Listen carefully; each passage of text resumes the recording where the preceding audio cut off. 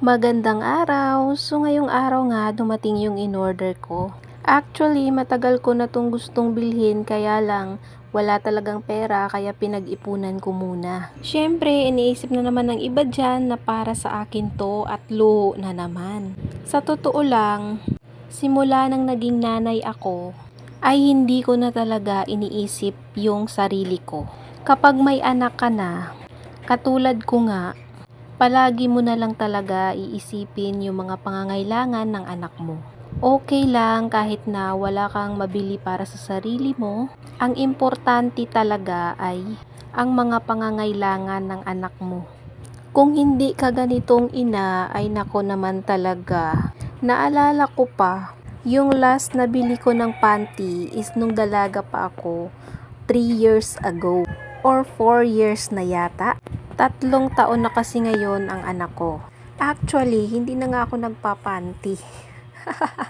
Hindi naman na kailangan. Charis. So ayun na nga, balik tayo dito sa mga in-order ko online.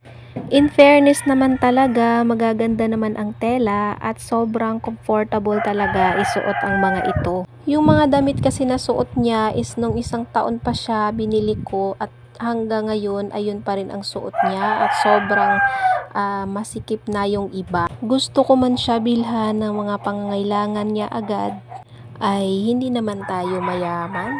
Tatay niya lang ang bumubuhay sa amin at ako wala naman akong trabaho. Simula kasi nang nanganak ako ay talagang sa anak ko lang yung atensyon ko at sa bahay lang talaga. Gustuhin ko man na magtrabaho ay paano naman yung anak ko at sino naman ang mag-aalaga sa kanya. Siyempre, kahit sino namang ina siguro ay gusto rin na magtrabaho para makatulong din. At ayun na nga, napahaba-haba na yung kwento ko. Pasensya na rin dahil maraming mga manok dito pero hindi amin. Ay, malamang! So ayun na nga at hanggang dito na lang muna at maraming salamat sa panonood. Bye-bye!